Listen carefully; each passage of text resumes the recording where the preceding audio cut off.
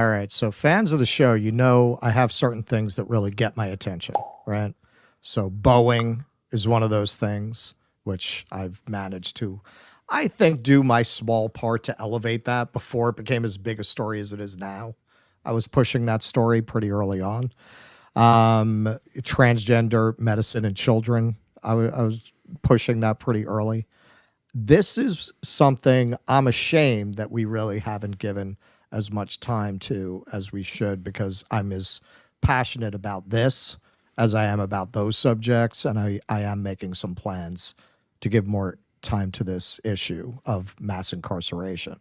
This is also one of a three-parter that I'm going to do on Louisiana. The final part is going to be about the Confederate memorial I visited, complete with pictures that, if you've never been there, you're going to be shocked that something like this exists today in the United States.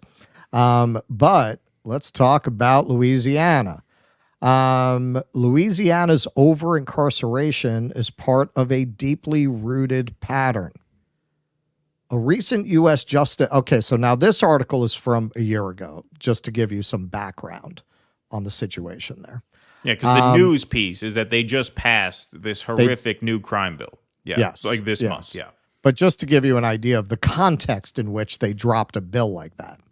A recent U.S. Justice Department report on a decade-old practice in Louisiana of deliberately keeping people in jail for months, sometimes years past their release date, reads as though officials are actively working to reclaim the mantle of world's prison capital.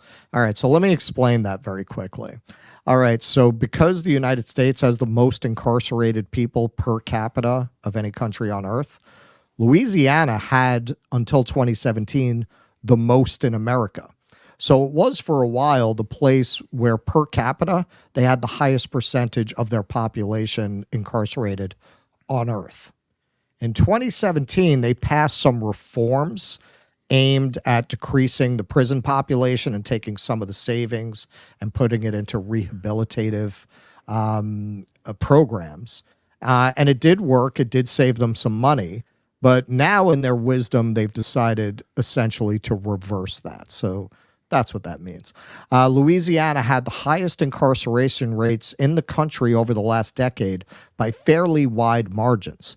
The state's population is roughly 62% white and 33% black, but those numbers nearly flip behind bars, where 34% of inmates are white and 64% black, almost double black people's representation in the general population. Let me take another pause here, because I know very often you hear figures like that and people say, oh, the South. Listen, man, I've been to jail in New York plenty. Usually I'm the only white dude in there. So that's not a Southern thing. That's a prison system thing, no matter where you go. The state, dubbed the world's prison capital in a 2012 investigation by the Times-Picayune, among other news outlets, now holds another dubious distinction. It is the only jurisdiction in the U.S. known to systematically keep people in jail well past their release dates, even though officials have been made aware of those violations of the Constitution and human rights for more than a decade, according to the Justice Department's January 25th report. That's 2023. At the same time, Louisiana is remarkable for its use of the forced labor of incarcerated people. In Louisiana, mostly black prisoners pick cotton at gunpoint on former slave plantations. Yes, you heard that right. You are on actual former slave plantations. They have cleaned up the 2010 BP oil spill, have staffed prison rodeos where vulnerable inmates are charged by a bull for public entertainment, and have cleaned and cooked meals in the state capitol. Last year, residents in 5 states voted to remove constitutional language that allows forced labor as punishment for crime, but Louisiana was the lone holdout. Taken together, Louisiana's mass incarceration practices reflect the deep roots of racial bias and the exploitation of black labor in U.S. law enforcement. Indeed, those who wish to prolong Louisiana's system of unpaid slave labor have said as much, describing it as a necessary evil, quote, similar to the claims made 200 years ago by plantation owners, legal scholar Michelle Goodwin observed in a 2019 Law Review article. Goodwin is a professor at the University of California, Irvine School of Law.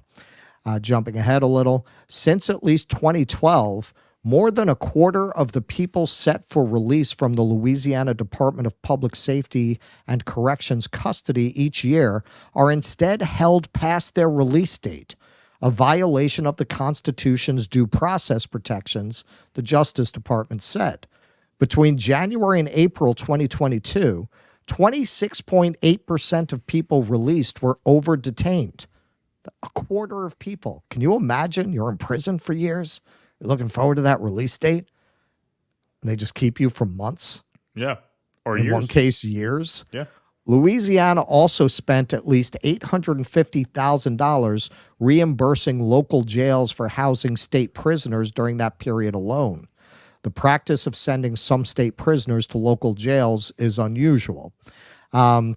Now, the article also implies that that's part of the reason they don't fix it. There's a financial incentive to keep these people over incarcerated because they get paid for each prisoner.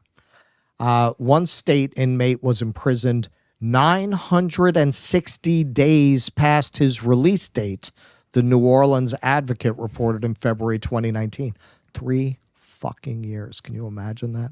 3 fucking years. According to the average lifespan, that's 1 in every 25 days. Extra.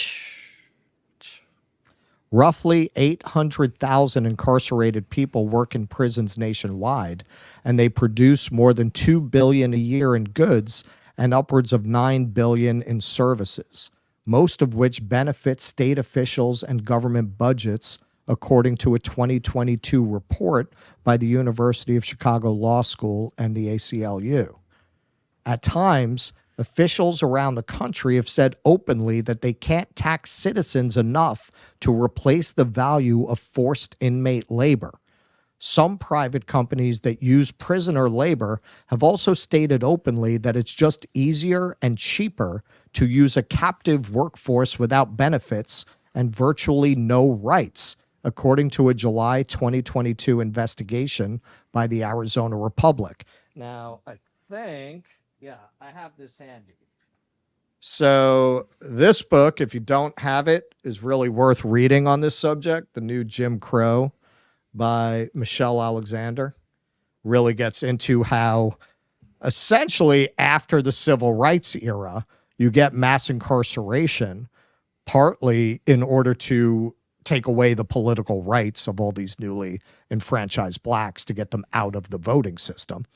But also, they restored the slave system. Yes. Through the prison system. They just recreated that system.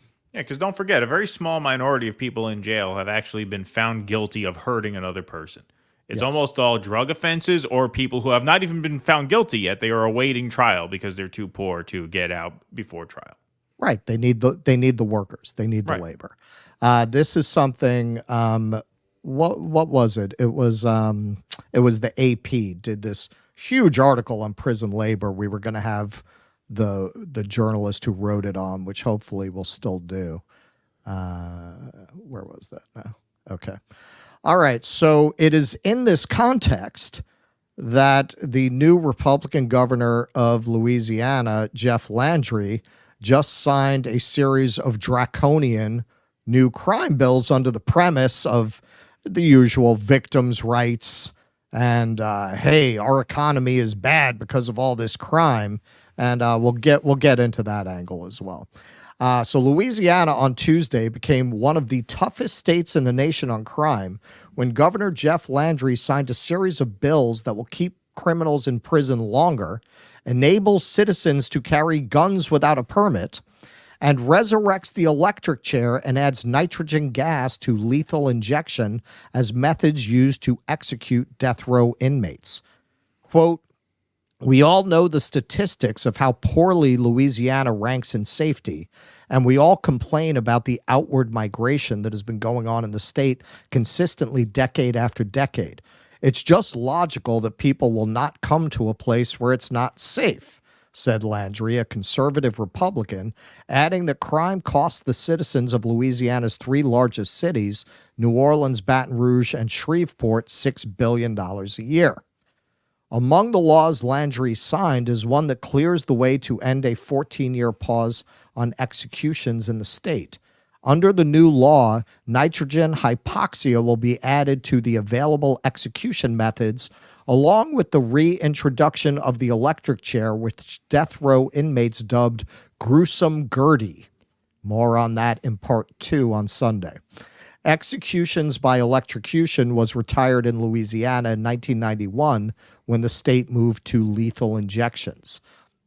Landry also signed into law legislation that will allow people to carry concealed weapons without a permit or training. You know, it seems to kind of contradict the whole cut down on crime thing. You know, this is a state, and particularly in New Orleans, if you follow the New Orleans news, shootings are just fucking constant. It's just constant, man. And it used to be in the outer areas. Now, even within the touristed French Quarter, you get these shootings right on Bourbon Street all the time now. So this is a great idea if you want to cut down on crime. The law also makes Louisiana the first state to grant concealed carry license holders a degree of qualified immunity from lawsuits if they use their weapons in self-defense, a provision currently reserved primarily for law enforcement officers. The law will also lower the age for a person to carry a concealed firearm from 21 to 18. Gosh, I feel safer already. You know, I don't even know why I came back. It's like paradise. Landry also signed into law 2 bills that he said will ensure convicted criminals serve the majority of the sentences they are given, and that will eliminate the option of parole for convicted perpetrators. One of the pieces of legislation Landry signed, the Truth in Sentencing Bill, would require an inmate to serve 85% of their sentence before they can receive a sentence reduction for good behavior, and reduces the amount of time by which a sentence can be reduced. The other bill eliminates parole altogether for anyone convicted of a crime after August 1st, 2024. So they're getting rid of parole if you don't get it grandfathered in by having committed a crime before August. So listen, man, if you're going to commit a crime in Louisiana and you want parole, you've only got 5 months left. Yeah, what does that say? That sends a real great signal. That's the kind of thing you'd either want to do immediately or not at all, right? To put a deadline there kind of seems like you're perverting the incentive a bit. But look at that. They would have to serve 85% of their sentence before they can receive a sentence reduction for good behavior, and also reduces the amount of time by which it can be reduced. They use that to inspire people to want to not rock the boat while they're in this horrific circumstance. The governor is expected to sign more bills later this week. Among them is one that will lower the age at which a minor can be tried as an adult to 17 for all felony crimes. The law will also make juveniles convicted of first-degree and second-degree murder, first-degree rape, and aggravated kidnapping ineligible to have their sentences modified. Under the same law, juveniles convicted of lesser felony offenses will have to serve at least half of their sentence before sentencing changes can be considered. Additionally, the legislation will, for the first time, allow some juvenile records to be made public. Okay, so this is really, Louisiana is increasingly turning into a dystopian hellscape where you take the worst ideas to come out of American conservatism as reflected by Republican dogma and put it into action. It has some of the strictest abortion laws in the country, which I got to tell you, man, I was in New Orleans before the pandemic and I've been there twice since the pandemic. And yeah, it's had an impact, man. New Orleans was a town of sex and drinking. You don't want to get drunk and knock somebody up in that town. Yeah, it's like the bizarro Canada now. Yeah. The upside down Canada. That was a very good way to put it. Now, typically with these tough on crime measures, they would rather mass incarcerate people, which, as we saw from the first article, is profitable for them. They want the labor force. And again, I'm not trying to beat up on a southern state and say we're more enlightened in the North. Kamala Harris, when she was the Attorney General of California, argued against releasing prisoners because they needed them for the wildfires. Yeah, they make them fight fires for $1 a day, right? Is that what they paid them? Yeah. Yeah. So this, I'm not trying to say this is a southern thing exclusively, but Louisiana is a very extreme example by the numbers of this mentality. Yeah, and I'm sorry, there is a certain evocative quality to forcing black prisoners to pick cotton at gunpoint.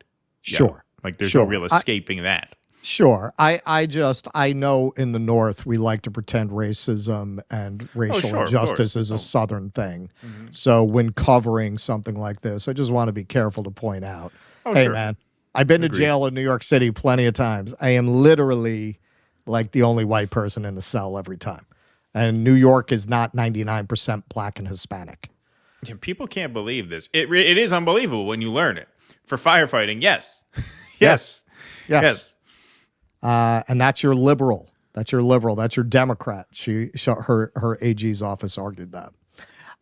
So the legislative analysts can't put a price tag to all of this, but the designating illegal use of a weapon a crime of violence, that's going to cost the state $14,300,000. Increased jail terms for carjacking, about $1 million. They say minimum this policy is going to cost the state $32 million. Now, Landry has responded to that in the debate by saying we can't put too high a price on crime. But apparently, I would submit to Governor Landry that maybe part of the problem isn't that they haven't put enough money into crime. It's that they haven't put enough money into anything. Louisiana ranks number 50 by U.S. News and World Report of all states. Number 50 to live in. We have, we have 50 states, right? So that would make it the bottom. That would make it the worst state in America to live in. Yes. Right? Number 50? That would be last. That would be considered last place. Okay. Yes. So in crime and corrections, it ranks number 50. In economy, it ranks number 50.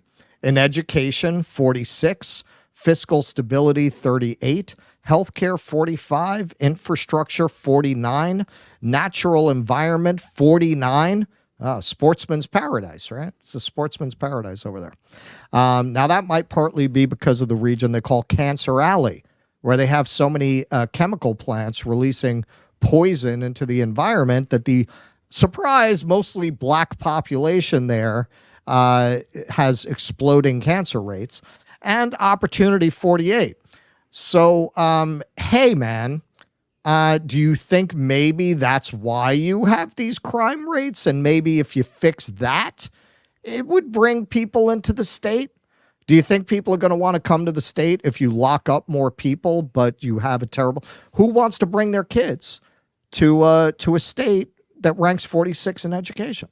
How are you going to get tech companies, for example, which all of these states vie for? They're not going to move there because their employers are not going to want their kids going to school there. They're going to have to send their kids to private school. New Orleans, the whole public school system was turned into a charter school system. Is what I'm saying. This whole state is like all the worst ideas in one place. Just a preview of part 2. We're going to do a little bit about the electric chair that they're talking about bringing back, that right now is in a museum. And they're literally talking about taking it out of the museum and putting it back into service. So we will cover that next time. And also video that I shot of people who are activists against incarceration, mass incarceration in Louisiana, who held an event. So we will see that footage on Sunday. Yeah, no, look, these tough on crime bills are easy sells in a way, because you're appealing to the fears and, needs for vengeance among a population, right? And when you look at those data points there, I mean, how many of these factors here contribute to the actual crime rate, right? If you had an economy in better shape, maybe you wouldn't have as much crime. If you had more accessible health care, right, you would have a less desperate population that didn't turn to crime more. Right. Education, look, I'm a college dropout. I reject the fear-mongering that the alternative to education is incarceration. That was what my guidance counselor had in her fucking office. Like, I reject that. At the same time... Oh, you're still young. Yeah, I'm still young. At the same time, I'm not going to argue that stronger education doesn't decrease the likelihood you'll end up in jail. I don't think it's good to scare kids with that binary, because then if they're having trouble in school in a city like Newburgh, where I grew up, they might think, well, falling into a life of crime is a foregone conclusion because I suck at school, so I may as well just turn to this life now. That's the effect that has on a lot of young people when you scare the shit out of them in that way. So I'm not for that. At the same time, yeah, bolstering your education system, of course, is going to bring down crime overall. Yes, and also in terms of Louisiana specifically, because I was really looking at making it maybe someplace I spend part of the year, so I really did a deep dive into it. Part of the reason the state is so impoverished is not they don't have industry; they have enormous industry. They have the oil industry in Louisiana. They have refineries in Louisiana. Because their legislature is so bought off, they don't tax them. You have these enormous oil companies paying $1,000 in taxes on their real estate that they take up. This is why the state is broke. There is plenty of money. There is plenty of industry. They just don't tax them properly. So, and it's not like when you're talking about oil companies, it's not like you could say, oh, well, they're going to go to Mexico. They can't. The fucking oil is there. They can't go anywhere. You can tax the shit out of them, but they won't do it. Right. Indeed. So that is really a caricature of the tough on crime logic. You got a state with crumbling infrastructure, with lack of economic opportunity, lack of education. I think the problem is really we don't have enough people in jail. Right. Yeah, exactly. Well, that's like it appeals to people's sense of justice and vengeance and retribution, right? It's an emotionally gratifying way to address a problem that causes people a lot of legitimate fear and anxiety. Please clap.